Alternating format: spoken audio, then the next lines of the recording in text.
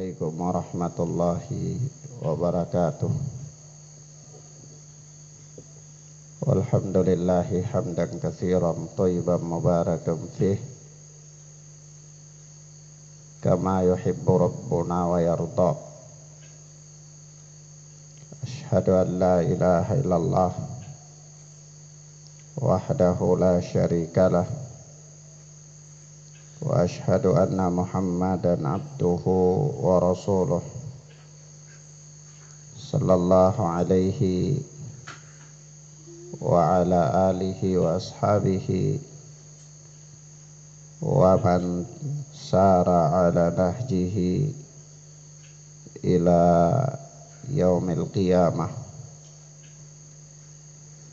Amma ba'd. Ikhwanna fid din, a'azzani Allah wa iyyakum. Kita masuk pada Al-Hadithu Tasi' wal Ishrun, hadis yang ke-29 dari Al-Arba'in An-Nawawiyah oleh Al-Imam Abu Zakaria Muhyiddin Yahya bin Syaraf bin Hasan bin Husain An-Nawawi rahimana wa rahimahullah. Kata beliau, an Mu'adz bin Jabal radhiyallahu anhu qala, dari Mu'adz bin Jabal yang Allah telah meridhoinya. Mu'adz bin Jabal adalah sahabat Nabi sallallahu alaihi wa alihi wasallam, salah satu di antara sekian sahabat Nabi sallallahu alaihi wa alihi wasallam wa radhiyallahu anhum.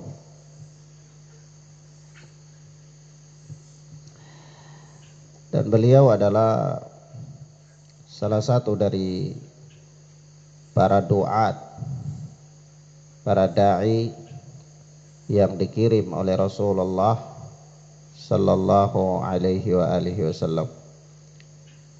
Jadi di zaman Rasulullah itu ada sahabat-sahabat tertentu yang dipilih oleh beliau dan dikirim oleh beliau untuk menjadi dai. Ya, jadi tidak semua sahabat itu jadi dai, walaupun mereka adalah orang-orang yang alim. Para sahabat semuanya alim dan para sahabat semuanya adil. Tapi ada di antara mereka yang memang punya ketangkasan di dalam berperang. Dia tidak mahir dalam menyampaikan dakwah. Ada di antara mereka yang di dalam menyampaikan dakwah dia mahir, tapi di dalam hal-hal yang lain, misalnya jadi utusan untuk berdiplomasi, ya dia tidak mahir. Sehingga Rasulullah sallallahu alaihi wasallam memilih para sahabat itu sesuai dengan keadaan dan kondisi mereka. Beliau pilih sahabat-sahabat tertentu untuk menjadi utusan, bawa surat-surat beliau kepada para raja-raja, kepada Heraklius, kepada Raja Najasyi, kepada Kaisar, ya, dan seterusnya. Nah, itu tidak semua sahabat punya kemampuan untuk berdiplomasi, ya. Artinya kalau dilihat para sahabat itu secara umum mereka memang mempunyai keutamaan yang sangat luar biasa. Tapi di antara masing-masing mereka ada orang-orang yang memang punya kelebihan-kelebihan di bidang-bidang tertentu, ya. Tidak semuanya sama.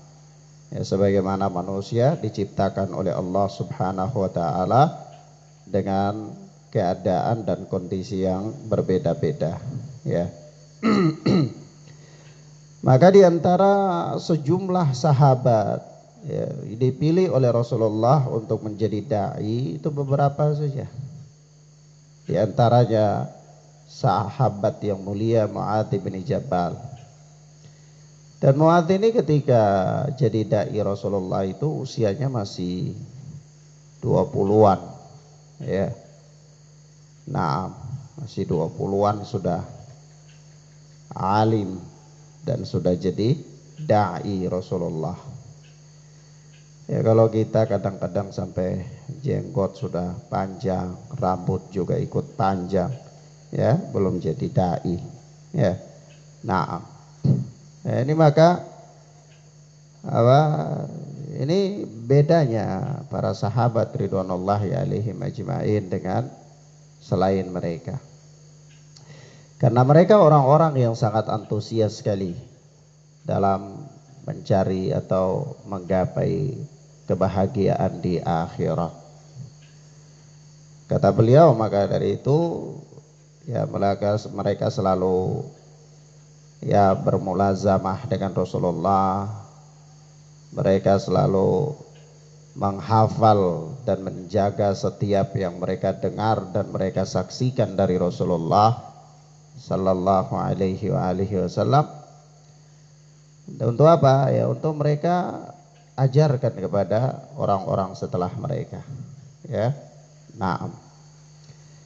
Nah, Mu'adz bin Jabal radhiyallahu taala anhu berkata, "Qultu ya Rasulullah, akhbirni bi amalin yudkhilunil jannah wa yubaiduni anin nar." Ya kata Mu'adz bin Jabal, "Ya Rasulullah, beritahukan aku suatu amalan yang yudkhiluni al jannah wa yubaiduni anin nar, yang bisa menjadi sebab memasukkan aku ke dalam surga dan menjauhkan aku dari neraka. Ya. Qal laqad sa'altani an 'adzimin, maka kata Nabi sallallahu alaihi wasallam, sungguh engkau telah bertanya kepadaku tentang suatu perkara yang besar. Ya. Bertanya tentang amalan yang bisa memasukkan ke surga dan menjauhkan dari neraka, itu perkara yang besar. Maka dari itu kalau kita lihat pada kehidupan manusia, mereka biasanya membesar-besarkan masalah. Maka kita katakan kepada mereka, dalam kehidupan dunia ini tidak ada masalah yang besar. Tidak ada. Semua masalahnya kecil. Masalah yang besar itu adalah masalah ketika Anda menghadapi sakaratul maut.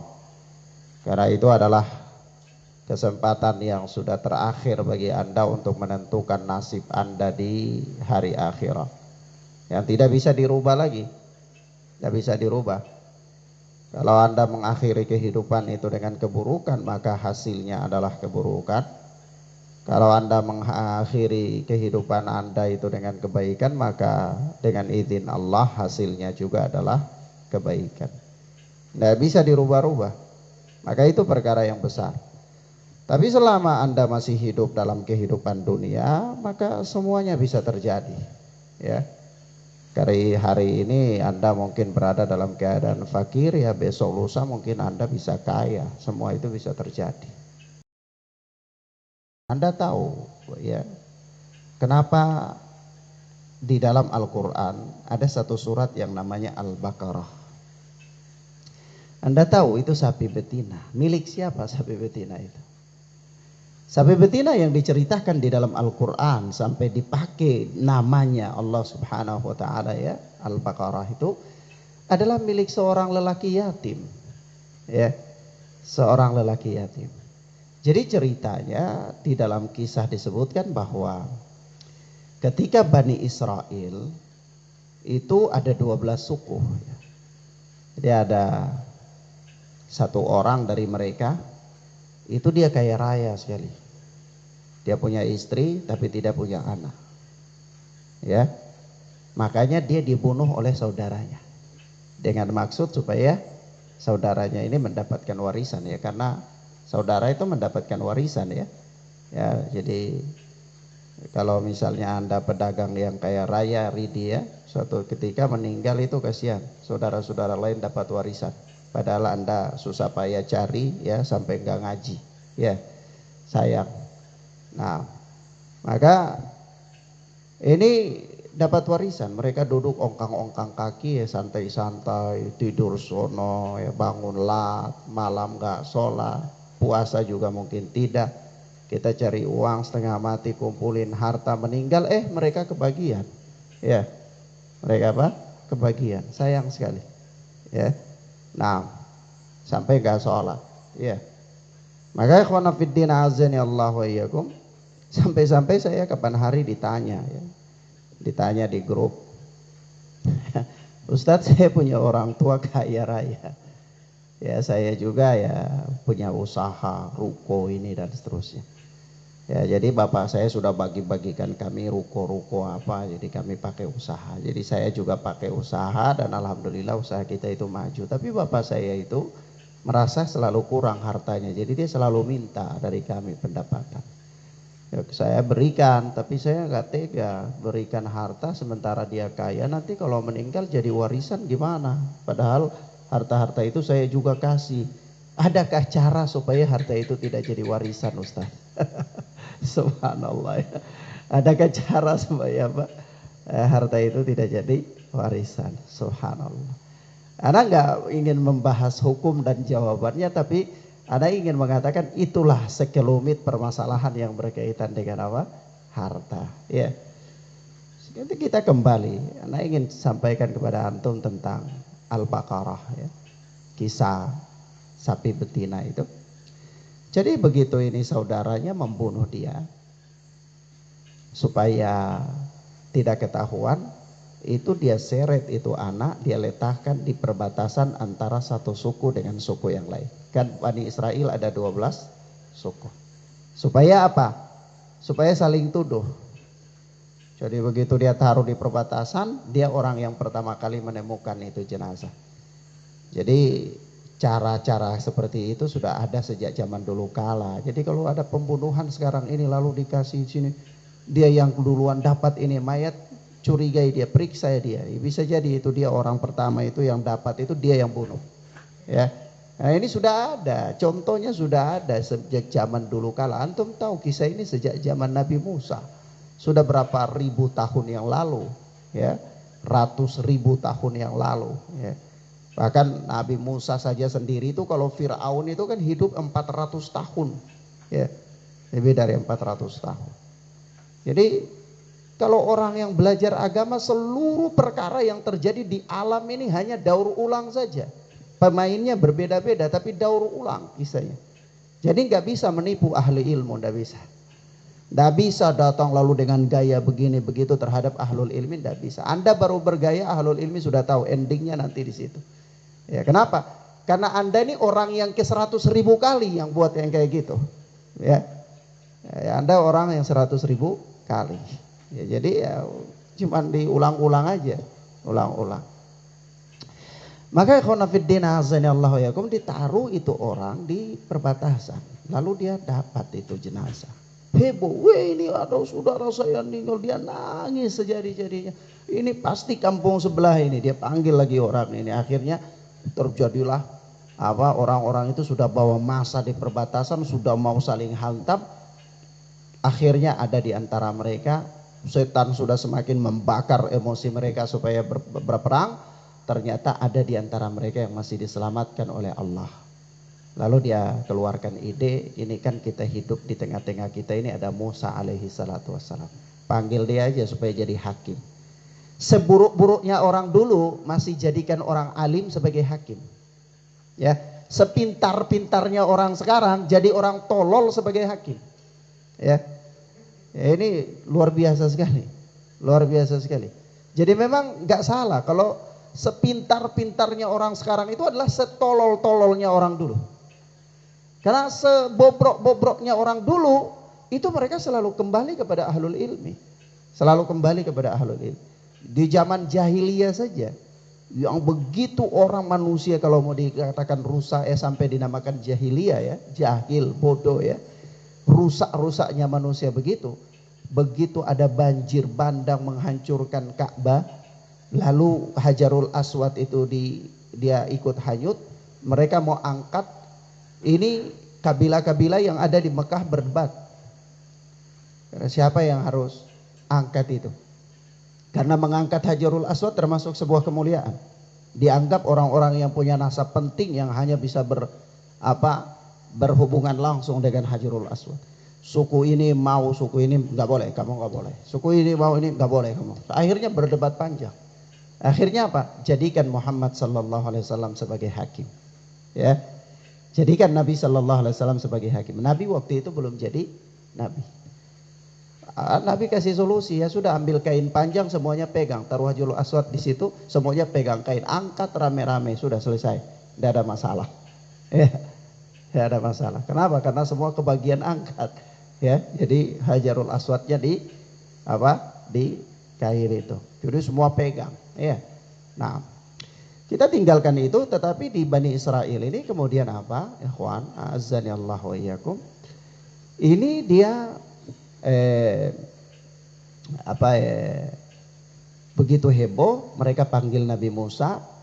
Akhirnya Nabi Musa memberi keputusan kepada mereka. Apa keputusan Musa alaihi salatu wassalam? Keputusan Nabi Musa itu suruh cari sapi, ya. Lalu mereka bertanya, sapi ini warnanya apa, dan seterus. Ternyata begitu cari sapi, cari ciri-ciri sapi yang disebutkan, mereka akan tanya itu, ya. Sebutkan kepada kami apa warnanya, ya. Lalu sebutkan kepada kami sapinya yang bagaimana, ya. Antum baca dalam surat Al-Baqarah lah, ya. Sampai dijelaskan kepada mereka ciri-ciri sapi itu. Akhirnya 12 suku Bani Israel itu berpencar kemana-mana cari sapi itu.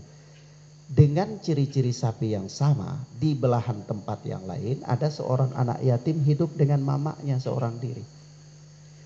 Jadi mamanya katakan kepada dia, dia kan sudah mulai agak dewasa, mamanya katakan kepada dia bahwa kamu tahu itu di hutan sana itu ada satu ekor sapi. Sapi itu milik bapamu yang dia wariskan kepadamu. Tapi karena engkau masih kecil, itu sapi dia lepaskan di hutan tersebut. Maka pergilah, carilah sapi tersebut. Ya. Maka ini anak pergi cari. Setelah cari dapat itu sapi, dia bawa pulang, ibunya suruh dia jual. Kamu ke pasar jual itu untuk kebutuhan. Jual seharga ini. Ya, katakanlah berapa gitu, ya. Mungkin 1 dirham atau 5 dirham lah, katakan, mungkin jual 20 juta gitulah, ya. Dia ke pasar, sebelum sampai di pasar ada orang yang cegat dia di pertengahan. Anak muda, ini sapi mau dia apa dijual? Berapa? 20 juta. Gini aja, saya beli 25. Oh enggak bisa, saya harus jual 20. Enggak, saya beli 25. Nanti 20-nya kan kamu bawa pulang ke ibumu, 5 jutanya kamu bisa pakai untuk yang lain. Anggaplah begitu, ya, mata uangnya, ya. Nah, enggak bisa. 20 aja. Oh enggak bisa, saya enggak mau 20, harus 25. Enggak jadi. Enggak jadi. Akhirnya dia pulang, enggak laku, pulang. Bapak ibunya katakan, ya udah kalau begitu besok ya pergilah, jualah seharga itu. Besok ketemu lagi orang yang lain, dia orang yang sama, ditawarin harganya beda lagi dengan harganya, ya, beda lagi. Nah akhirnya pulang lagi dia, pulang lagi yang ketiga kali. Kata ibunya, nanti kalau sudah gini aja, engkau pergi ke pasar, nanti kalau ketemu lagi orang, jual sapi ini dengan emas seharga berat sapi ini, ya. Kalau enggak jadi ya sudah enggak jadi. Nah orang itu kan maunya beli lebih tinggi, ya. Kamu pergi lagi, nanti kalau ketemu lagi orang mau beli, ya sudah, jual dengan harga emas seberat sapi ini. Begitu dia ke pasar di hari ketiga kurang lebih begitu, ketemu Bani Israel yang ada cari sapi yang ciri-cirinya sama, ya. Maka mereka tawarin, ini bagaimana? Mau berapa harga sapi ini? Oh enggak, saya mau jual. Jual berapa? Emas seberat harga sapi ini. Kaget mereka, loh. Tapi tidak ada pilihan lain. Ini untuk mau ketahui pembunuhnya, orang yang dibunuh di kalangan Bani Israel, harus beli sapi ini, tidak bisa beli sapi lain. Akhirnya Bani Israel 12 suku itu patungan sudah, mas, ketemu belilah, bayarlah harga sapi tersebut. Pulang sapi itu diambil, ya dipukulkan pahanya ke si mayit itu bangun, ngomong, yang bunuh si fulan, mati lagi. Ya. Tapi anak nggak ingin ceritakan yang itu, ada ingin ceritakan si miskin tiba-tiba jadi kaya. Ya. Dengan apa? Emas seberat sapi. Sapi kalau sapi perempuan kalau sudah tua ya, umur ini sapi bebas ya, bukan sapi diikat-ikat, sapi bebas makan seenak-enaknya dia ya. Sapi udah 2 tahunan 3 tahunan, sapi gede ya, ditimbang katakanlah ya mungkin 300 kiloan, ya udah antum bayar mas 300 kilo. Si fakir jadi kaya enggak? Jadi kaya. Jadi di dunia ini enggak ada yang besar. Hari ini Anda fakir, besok Anda bisa kaya. Bagaimana caranya? Allah punya cara. Si fakir kaya mendadak, jual sapi dengan harga emas seberat sapi. Apakah dia pernah merancang itu semua? Enggak, dia enggak pernah merancang. Artinya apa? Artinya dalam kehidupan dunia ini enggak ada yang besar. Ini yang ingin Anda sampaikan. Sebab itu ketika Rasulullah berkata kepada Mu'adz bin Jabal bahwa engkau telah bertanya kepadaku tentang sesuatu yang besar, itu bukan urusan dunia. Urusan apa? Amalan yang bisa memasukkan ke surga dan menjauhkan dari neraka. Kenapa? Karena kalau soal urusan dunia nggak ada yang besar, nggak ada yang besar. Dalam urusan dunia ini selama kehidupan itu masih ada pada seseorang, kemungkinan terjadi perubahan-perubahan dalam kehidupannya itu masih banyak.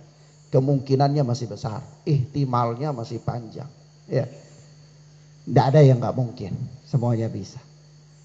Hari ini ya itu tadi, orang yang berumroh gak punya fulus, ya Allah fulus, ya Allah fulus, ya Allah fulus, 7 kali putaran, pulang dari situ beberapa tahun kemudian jadi milioner. Ya, ya. Gak ada yang gak mungkin.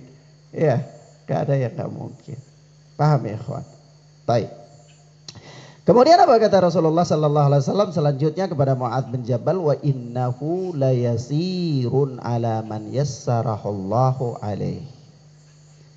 Sesungguhnya amalan yang kau bertanya kepadaku ini tentang sesuatu yang besar, tetapi dia mudah bagi orang yang dimudahkan oleh Allah Subhanahu wa taala.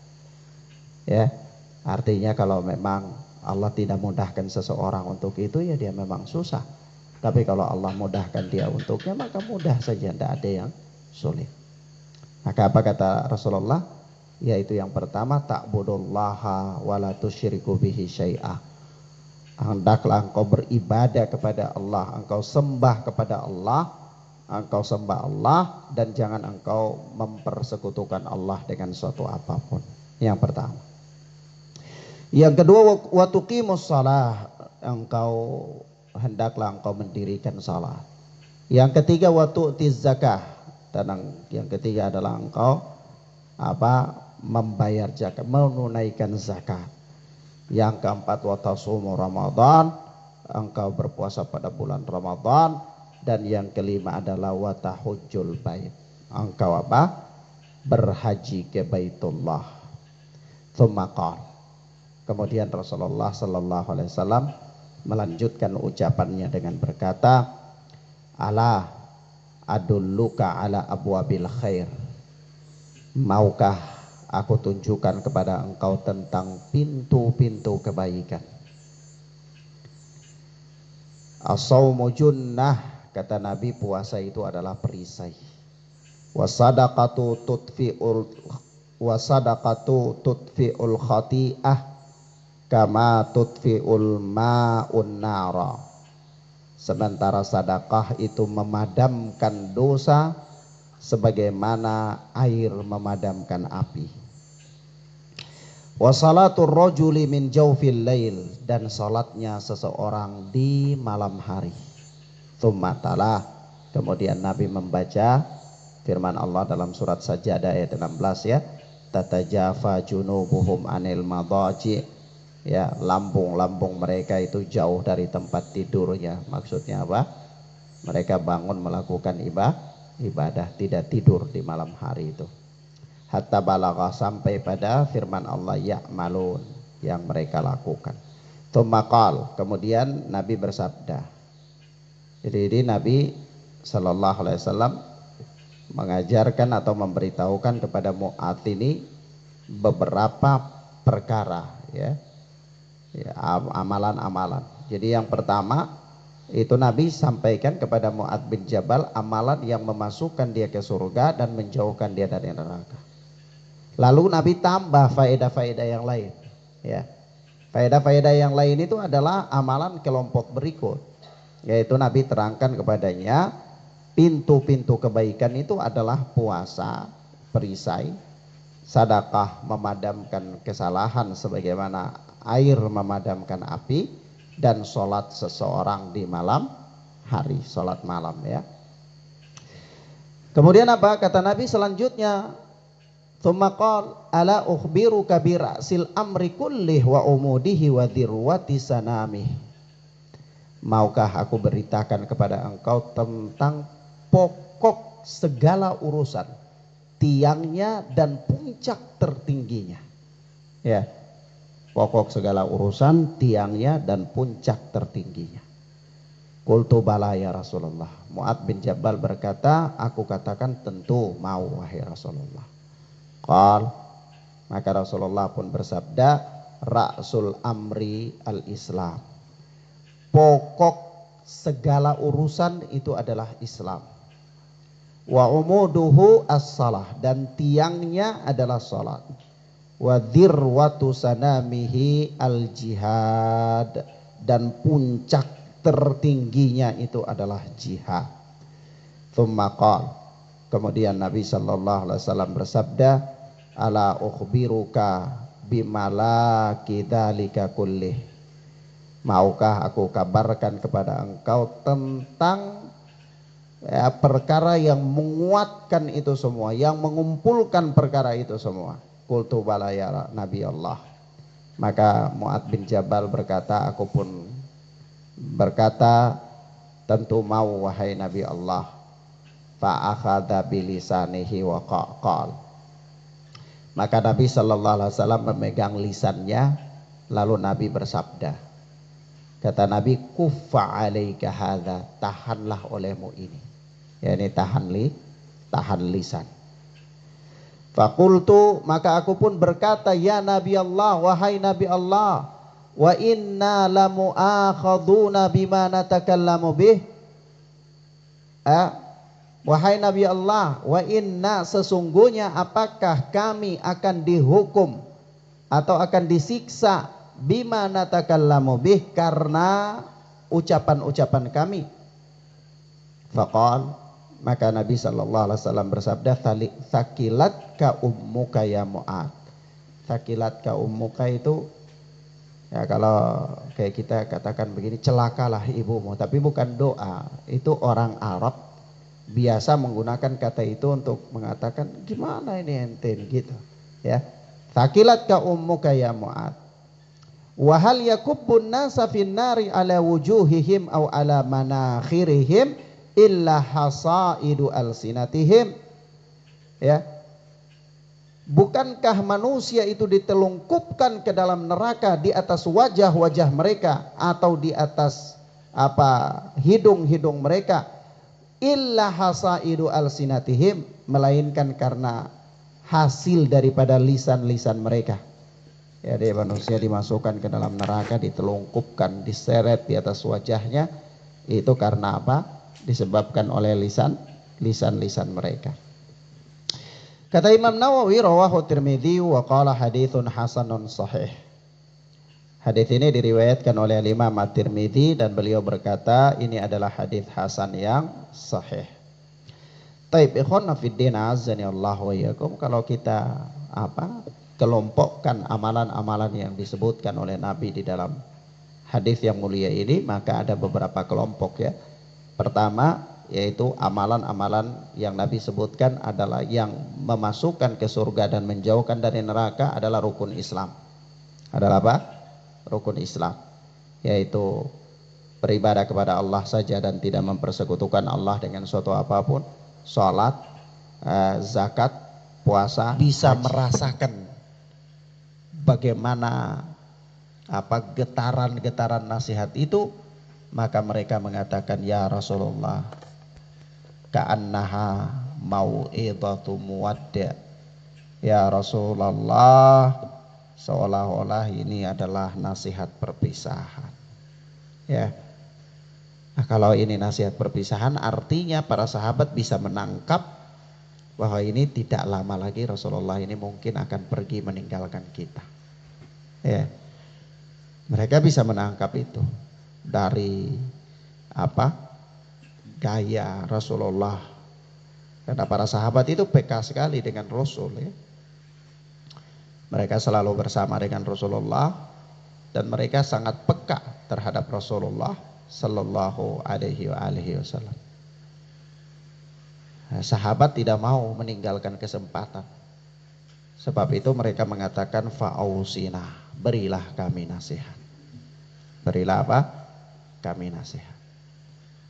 Dan apa nasihat Rasulullah sallallahu alaihi wasallam? Yang pertama-tama Rasulullah memberikan nasihat tentang takwa kepada Allah. Tentang takwa kepada Allah subhanahu wa ta'ala.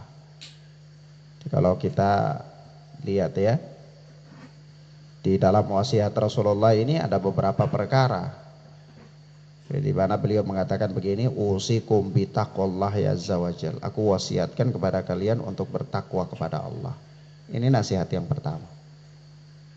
Nasihat yang kedua adalah wassam'i wa ta'ah. Wa in ta'ammara alaikum abdun habasyi. Ya, dengar dan taat kepada penguasa, pemimpin, walaupun yang memimpin kalian itu adalah hamba Habasyi, budak dari Habasyah.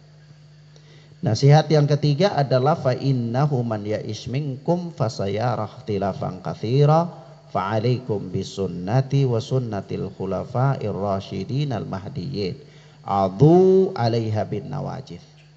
Yaitu nasihat yang ketiga adalah berpegang teguh dengan sunnah Rasulullah sallallahu alaihi wasallam, apalagi ketika melihat banyaknya perselisihan. Nasihat yang keempat adalah wa iyyakum wa muhdatsatil umur. Hati-hati dari perkara-perkara yang diada-adakan. Fa inna kulla bid'atin dhalalah, karena setiap bid'ah itu adalah sesat. Jadi Rasulullah menghitung nasihat yang keempat itu nasihat dari perkara-perkara yang baru atau peringatan dari bid'ah. Peringatan dari bid'ah. Naam. Maka ini 4 nasihat Rasulullah sallallahu alaihi wasallam. Nah, kita lihat di sini ya nasihat-nasihat ini. Yang pertama adalah nasihat takwa kepada Allah. Nah, kalau kita bicara tentang nasihat, maka tidak ada nasihat yang paling utama melainkan atau melebihi takwa kepada Allah. Tidak ada nasihat yang paling sangat harus diperhatikan melebihi daripada nasihat takwa kepada Allah. Karena takwa adalah merupakan pokok keselamatan. Takwa itu merupakan pokok keselamatan. Nah, kalau dikatakan takwa itu apa? Takwa kepada Allah itu apa? Ya, takwa kepada Allah itu adalah seseorang membuat benteng perlindungan antara dirinya dengan murka Allah. Kalau kita definisikan begitu ya. Takwa kepada Allah itu apa? Takwa kepada Allah itu adalah seseorang membuat benteng antara dirinya dengan murka Allah. Ada benteng, ada penghalang, sehingga dia tidak mendapatkan murka Allah. Itulah takwa. Dan dia tidak melampaui benteng itu. Ya, karena kalau dia melampaui benteng itu, maka dia akan mendapatkan murka Allah subhanahu wa ta'ala. Itulah takwa. Meskipun pada penjabarannya takwa itu adalah sesuatu yang umum ya. Mencakup melaksanakan perintah dan menjauhi larangan. Nah, itu pada prakteknya. Ya. Nah, dan subhanallah para sahabat itu luar biasa sekali dalam hadis ini, mereka meminta kepada Rasulullah sesuatu nasihat dan Rasulullah memberikan kepada mereka nasihat-nasihat yang bersifat universal, yaitu nasihat yang bersifat umum yang sekiranya cukup bagi mereka, yaitu apa? Takwa kepada Allah. Definisinya bagaimana? Ya definisinya itu tadi, seseorang membuat benteng antara dia dengan murka Allah. Bagaimana aplikasinya? Ya aplikasinya melaksanakan perintah dan menjauhi larangan. Sudah, khalas. Ya. Nah, meski pada prakteknya tidak sesederhana itu manusia melakukannya. Karena yang namanya takwa itu perkara yang berat ya. Perkara yang berat. Melaksanakan perintah perkara yang berat, menjauhi larangan perkara yang berat ya. Jadi masing-masing manusia pada prakteknya dia berjuang dengan keadaannya sendiri dan dia lebih paham bagaimana tentang dirinya sendiri untuk apa? Taat kepada Allah Subhanahu wa taala. Ya. Nah, tentang takwa ini Allah Subhanahu wa taala berfirman di dalam surat An-Nisa ayat 131, wa laqad wassaynal ladzina utul kitaba min qablikum wa iyyakum anittaqullah.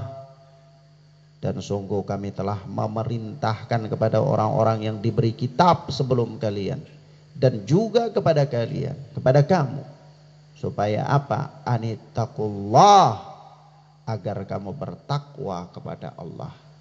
Ya. Nasihat takwa itu bukan nasihat yang remeh ya. Bukan nasihat yang sepele. Takwa kepada Allah itu nasihat yang benar-benar luar biasa. Naam. Taib.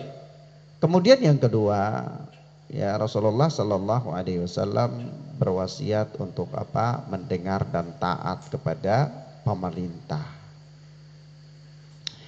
Dengar dan taat kepada pemerintah ini punya bab ya, punya bab sendiri. Bahkan para ulama ahlul hadis membuat apa? Bab sendiri di dalam kitab-kitab akidah terkait dengan bahasan ketaatan kepada penguasa. Ya. Ya, panjang lebar ya, dan sudah sering kita katakan, tapi yang jelas bahwa ketaatan kepada penguasa itu tidak mutlak ya. Ketaatan itu terjadi hanya dalam perkara-perkara yang ma'ruf dan bukan dalam rangka bermaksiat kepada Allah Subhanahu wa taala. Karena Rasulullah sallallahu alaihi wasallam mengatakan la ta'ata li makhluqin fi ma'siyatil khaliq. Tidak ada ketaatan kepada makhluk dalam rangka bermaksiat kepada al-khaliq, bermaksiat kepada Allah Jalla wa ala. Nah, begitu juga dalam lafaz yang lain ya, Rasulullah mengatakan apa? Innamat ta'atu fil ma'ruf. Sesungguhnya ketaatan itu hanya dalam perkara yang ma'ruf. Nah, seandainya seseorang itu telah menjadi pemimpin secara sah dan kepemimpinannya diterima, dia bisa melaksanakan fungsinya sebagai pemimpin, melindungi rakyat, ya, berjihad bersama rakyat, kemudian berhaji bersama rakyat, membagi harta rampasan perang dan seterusnya daripada fungsi pemerintah, maka dia itu dianggap penguasa. Dia dianggap apa? Penguasa. Walaupun mungkin dari sisi kriteria dia tidak layak. Seperti apa? Rasulullah sudah mengisyaratkan tentang kriteria yang tidak layak itu.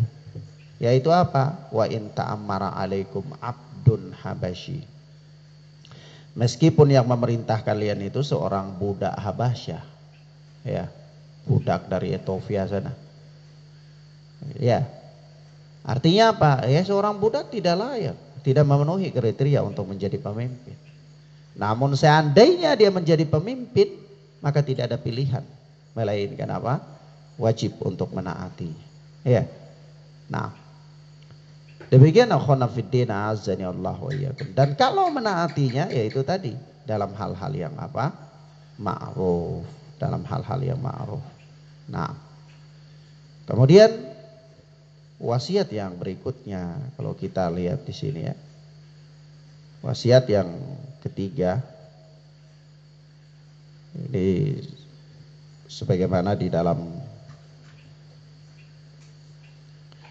apa namanya? Ustadz, kalau begitu penguasa ya, dalam interaksi dengan penguasa. Sebagaimana datang dalam hadis yang lain ya, Rasulullah sallallahu alaihi wasallam mengatakan ad-dinun nasihah. Ya, agama itu adalah nasihat. Qul liman, kepada siapa kami bertanya? Qulna liman, kami bertanya wahai Rasulullah kepada siapa? Kata beliau, lillahi wali kitabihi wali rasulihi wali aimmatil muslimina wa ammatihim.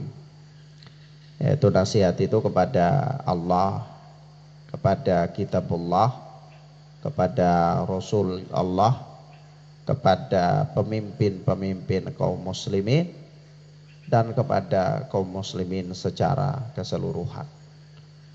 Maka merupakan bentuk munasahah dengan kepemimpin, dengan pemimpin, para pemimpin adalah menaati mereka, nasihat menasihati. Ya, kenapa? Karena sebuah kepemimpinan itu tidak bisa berjalan dengan baik melainkan harus ada padanya ketaatan. Kalau seandainya tidak ada ketaatan, maka dia tidak bisa menjalankan program-program. Dia perintah dilanggar, dia larang ya dibikin. Ya berarti tidak jalan. Ya.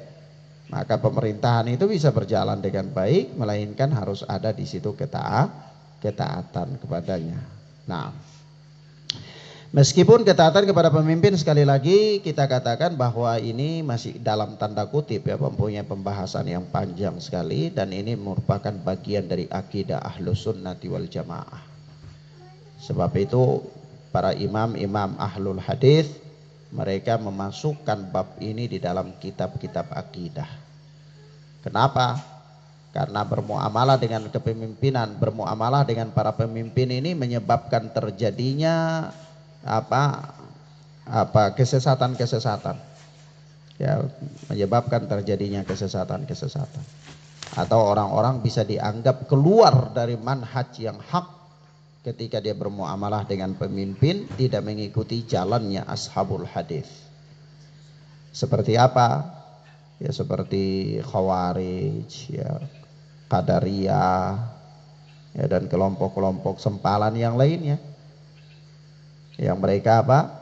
Keluar dari ketaatan kepada pemimpin dengan alasan-alasan yang tidak memenuhi kriteria. Alasannya ya pemimpinnya zalim, alasannya ya pemimpinnya mengutamakan dirinya sendiri, alasan-alasan yang nggak penting, alasan yang dalam pandangan syariat itu bukan alasan. Ya, seperti Khawarij mengatakan ya karena pemimpin dia melakukan dosa besar maka dia harus diperangi. Ya, dan bibit-bibit Khawarij ini sampai pada zaman modern ini ada. Ya. Ya seperti kelompok takfiri ya, kelompok-kelompok yang mudah mengkafirkan kaum muslimin, mudah mengkafirkan penguasa karena penguasa melakukan dosa besar misalnya zalim, jadi halal darahnya untuk ditumpahkan. Nah, maka disinilah yang membedakan antara Ahlus Sunnati wal Jamaah as-salafiyun dengan kelompok-kelompok yang sempalan ya. Di mana ketika bermuamalah dengan penguasa. Sebab itu tidak salah bahwa para imam-imam Ahlul Hadis memasukkan bab ini di dalam bab akidah. Bab pokok dalam agama, ya. Naam. Kemudian wasiat yang ketiga dari Rasulullah sallallahu alaihi wasallam adalah wasiat tentang mengikuti sunnah ketika terjadi perselisihan. Ya, mengikuti sunnah Rasulullah sallallahu alaihi wasallam ketika terjadi perselisihan. Ya, sebagaimana Allah Azza wa Jalla berfirman, fa in tanaza'tum fi syai'in farudduhu ilallahi war rasul. Ya, apabila kalian berselisih dalam suatu perkara, maka kembalikanlah kepada Allah dan Rasul. Ya, jadi ikut sunnah, kembalikan kepada Allah dan Rasul. Ya, ini maknanya adalah kembali kepada kitab Allah Jalla wa'ala dan kembali kepada sunnah Rasulullah sallallahu alaihi wa alihi wasallam. Begitu pula Rasulullah sallallahu alaihi wa alihi wasallam mengatakan di dalam hadis yang dikeluarkan oleh Al-Imam Ibnu Majah di dalam sunannya dan Al-Imam Ahmad di dalam musnadnya, demikian pula Al-Imam Ibnu Abi Asim di dalam As-Sunnah, Al-Imam Al-Ajuri di dalam Asy-Syari'ah, bahwa Nabi sallallahu alaihi wasallam bersabda, taraktukum 'alal bayda lailuha kanahariha la yazigu anha ba'di illa halik. Aku tinggalkan untuk kalian agama ini dalam keadaan putih, ya, jelas, gamblang agama ini.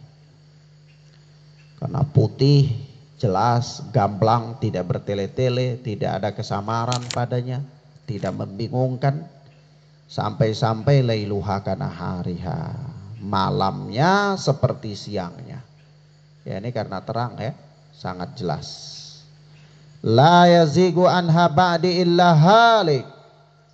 Tidaklah ada seorang yang menyimpang darinya setelahku, melainkan dia akan binasa.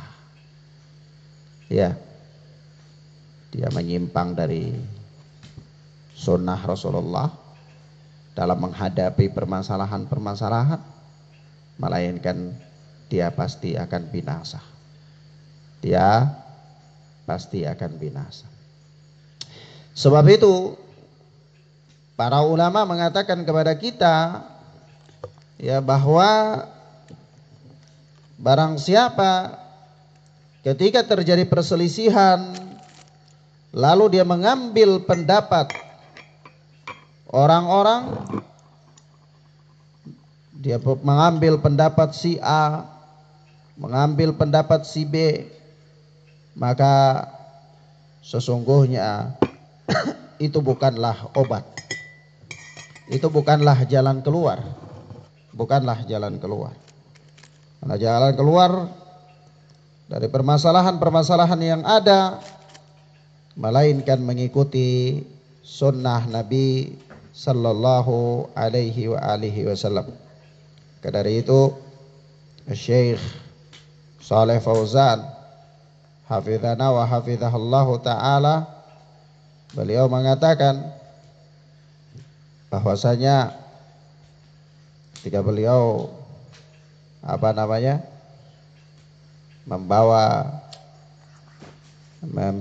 memberikan syarah terhadap hadis arba'in dalam kitabnya Al-Minhatur Rabbaniyah, beliau membawa ayat, ya, fa in tanazatum fi syai'in farudduhu ilallahi war rasul.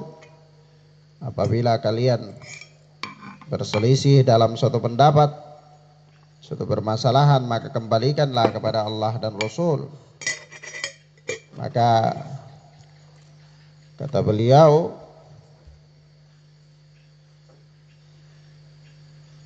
walaysa al-hal fi hadhihi al-mushkilah ay yu'khadhu bi ra'yi fulanin wa fulan, bal yu'khadhu bima qama alaihi ad-dalilu min kitabillahi wa sunnati rasulih sallallahu alaihi wasallam, wa huma kafilani bihallil masyakil. Naam, ma tarakallahu fihima min syai'in yanfa'ul ummah fid dini wad dunya illa wa bayyanahu. Farrasulu sallallahu alaihi wasallam yaqul taraktukum alal bayda lailuha kanahariha la yazigu anha ba'di illa halik. Kata Syekh Shalih Fauzan bahwa jalan keluar dari permasalahan ini ya bukan dengan mengambil pendapat si fulan dan si halan, akan tetapi pemecahannya adalah dengan mengambil atau dengan metode yang dibangun di atas dalil-dalil dari Al-Quran dan Sunnah Rasulullah Sallallahu Alaihi Wasallam. Ya, kenapa? Karena keduanya Al-Quran dan Sunnah itu menjamin dan mencukupi kita dalam menyelesaikan berbagai permasalahan. Ya, Al-Quran dan Sunnah itu menjamin cukup dalam menyelesaikan berbagai macam permasalahan.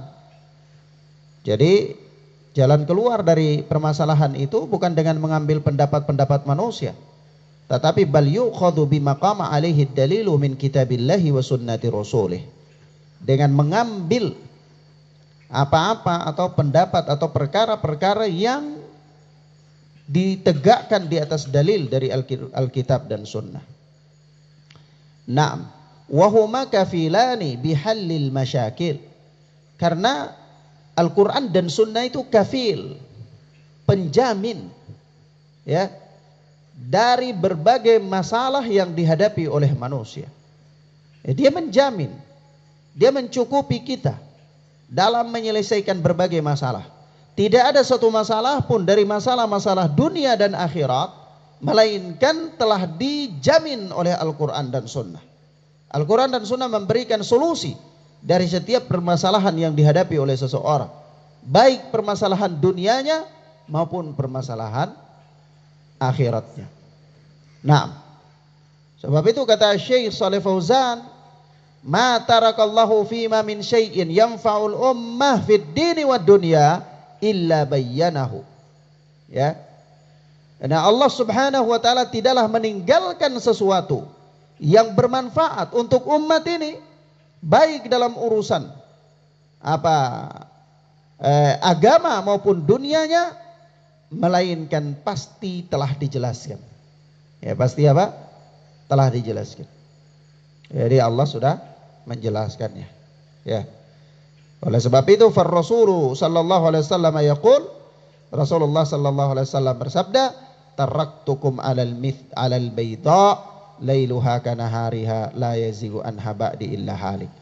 Aku tinggalkan ya kalian ya di atas agama ya yang putih bersih atau dalam keadaan putih bersih gamblang jelas terang benderang ya, sampai-sampai malamnya itu seperti siangnya. Tidaklah ada seseorang yang menyimpang darinya sepeninggalku illa halik, melainkan dia akan binasa. Ya. Nah, begitu pula Rasulullah sallallahu alaihi wasallam mengatakan dalam hadis yang lain ya. Beliau mengatakan dalam hadis yang lain, yaitu inni tarikun fikum ma in tamassaktum bihi lan tadillu kitaballah wa sunnati. Ya. Sesungguhnya aku tinggalkan untuk kalian sesuatu yang apabila kalian berpegang teguh dengannya, kalian tidak akan tersesat. Yaitu kitabullah dan sunnahku. Kitabullah dan sunnahku. Nah, ini apa? Ini adalah jalan keluar. Jalan keluar. Petunjuk dari Rasulullah sallallahu alaihi wasallam. Nah,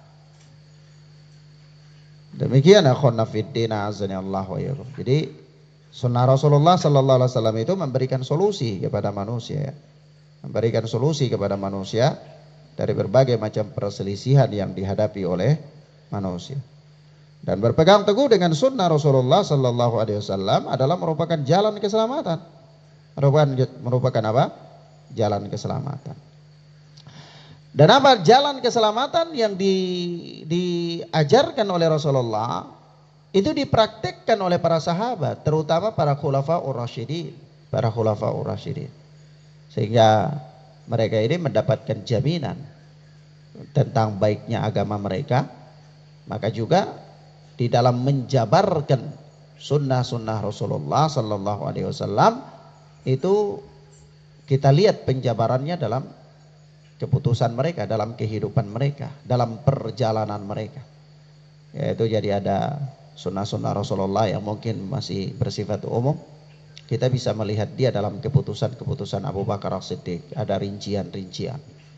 Begitu pula dalam perjalanan kepemimpinan Umar bin Khattab, begitu pula Utsman bin Affan, Ali bin Abi Thalib dan seterusnya. Sebab itu apa?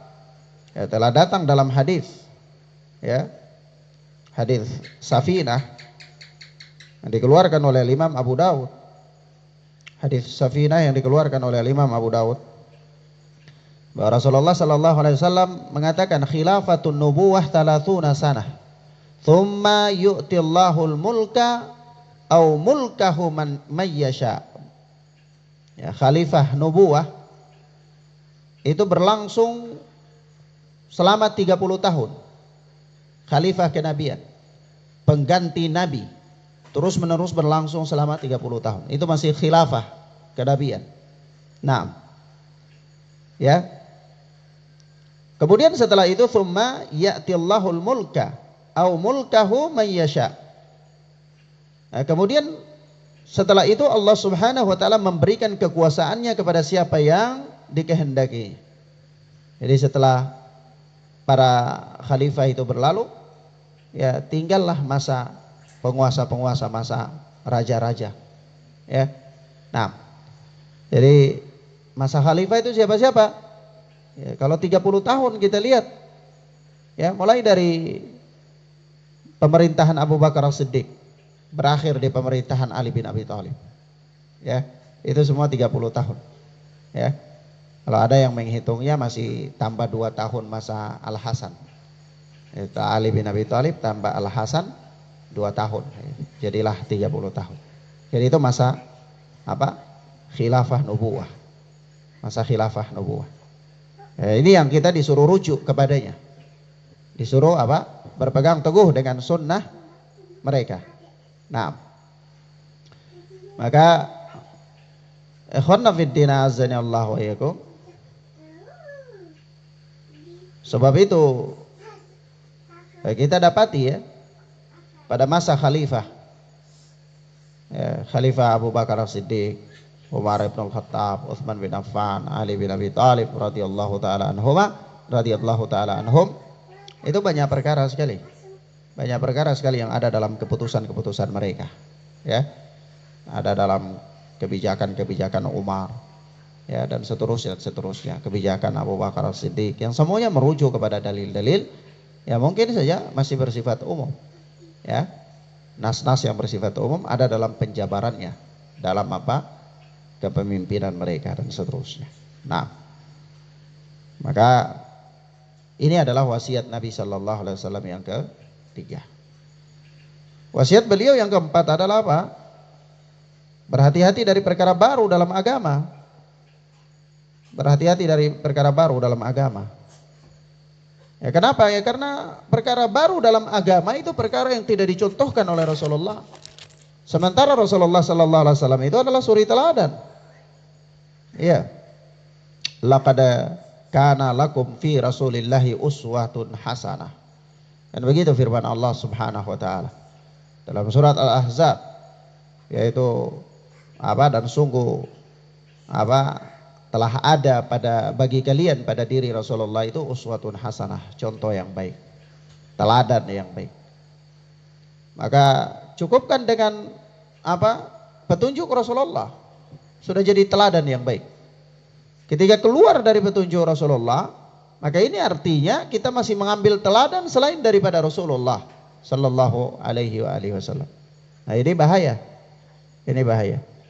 Maka terjadilah atau adalah berbagai macam perkara baru di dalam agama. Adalah perkara baru dalam agama. Dan ini bahaya sekali.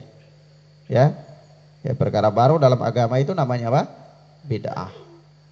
Wasiat yang paling tidak kalah penting. Jadi di sini Rasulullah ketika berbicara tentang sunnah, Rasulullah juga mewanti-wantikan daripada bid'ah.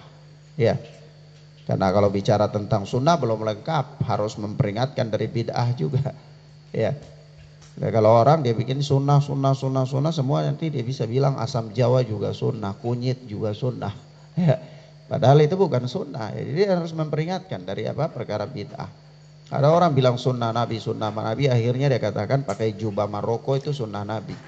Padahal ya bukan sunnah. Itu apa? Adat, kebiasaan. Begitu dan seterusnya. Nah, ini masalah ya. Jadi kalau bicara tentang sunnah, supaya dia lengkap harus memberikan peringatan daripada bid'ah. Ya, maka tidak cukup hanya orang bicara tentang tauhid tanpa memperingatkan dari syirik. Harus memperingatkan dari syirik. Harus memperingatkan dari bid'ah. Supaya apa? Orang mengetahuinya. Karena orang dengan dia mengetahui sebuah kemungkaran, sebuah kejelekan, dia bisa menjaga dirinya dari. Sebab itu seorang penyair pernah berkata bahwa araftu syarra la li syarri. Aku mengetahui kejelekan bukan untuk melakukan kejelekan itu, walakin li tawaqqihi, akan tetapi supaya menjaga diriku dari kejelekan tersebut, ya. Kenapa? Ya karena orang yang tidak mengetahui tentang kejelekan yaqa'u fi, rentan dia jatuh dalam kejelekan, ya. Jadi kalau orang hanya tahu tentang sunnah, dia tidak tahu tentang bid'ah, maka bisa jadi dia lakukan bid'ah dianggap sunnah. Ada orang tahu tauhid tapi dia juga tidak mengerti tentang syirik, maka bisa jadi dia lakukan kesyirikan, dia anggap itu tauhid. Ya. Nah, dan seterusnya. Ya, Rasulullah sallallahu alaihi wasallam mengatakan di dalam hadis, "Man ahdatsa fi amrina hadza ma laysa minhu fa huwa rad." Ya, barang siapa yang mengada-ngadakan sebuah amalan yang tidak ada asalnya dari kami, maka amalan tersebut tertolak. Dalam lafaz yang lain Rasulullah mengatakan, "Man amila amalan laisa alaihi amruna fahuwa raddun."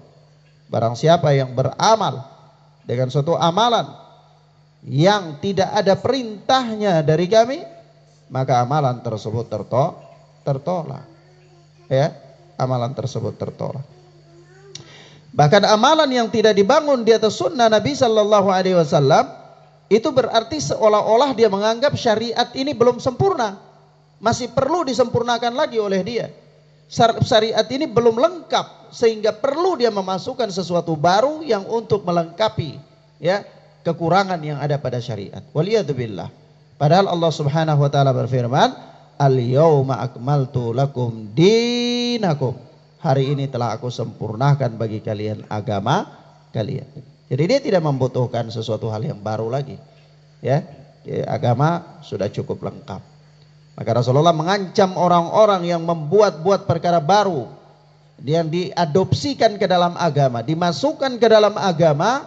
Rasulullah mengatakan, fa inna kulla bid'atin dolalah wa kulla dolalatin finnar.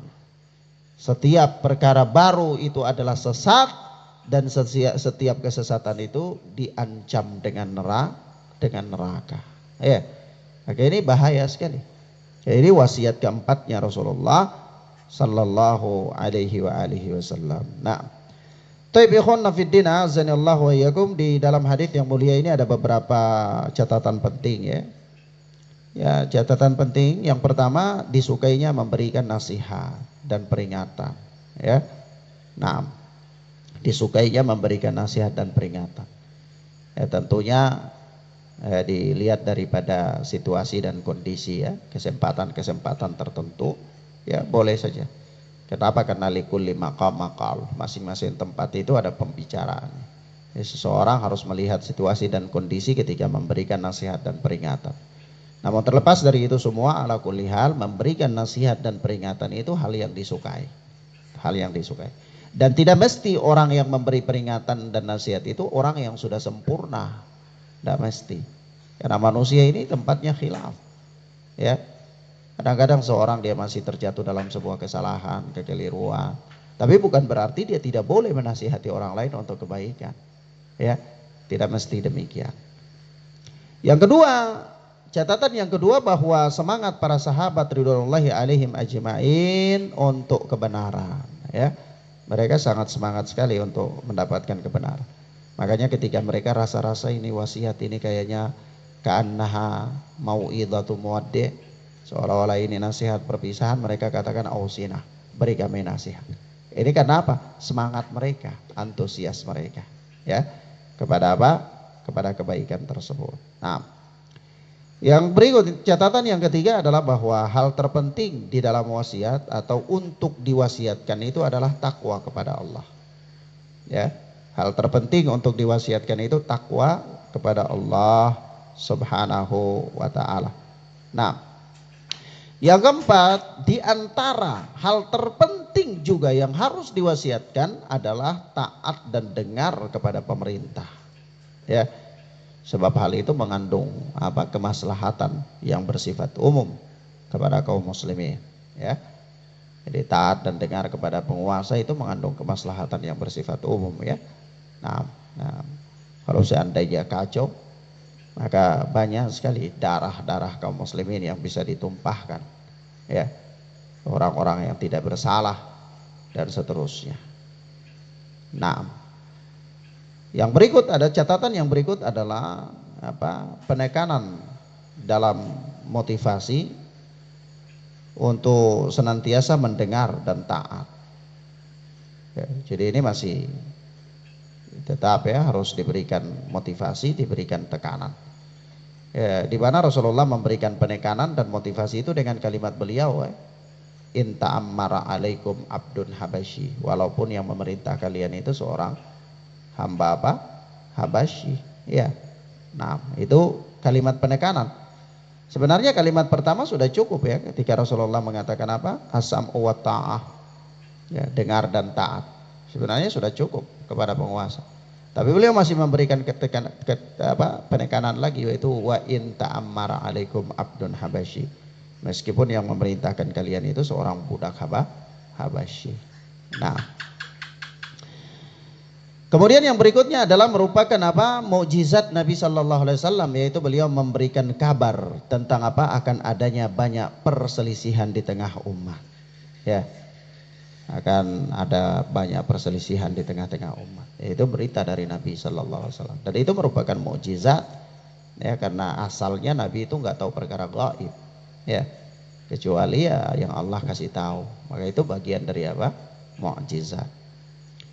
Yang berikut adalah Nabi Shallallahu Alaihi Wasallam membimbing umat ini untuk keluar dari perselisihan dalam agama, yaitu dengan melazimi sunnah Rasulullah dan sunnah khulafaur rasyidin.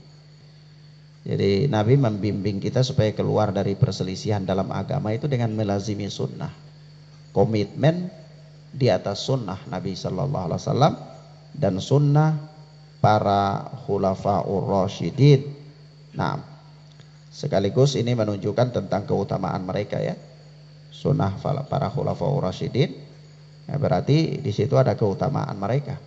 Seandainya mereka tidak ada keutamaan di situ, maka tidak ada gunanya mengikuti jalan mereka, sunnah mereka, ya.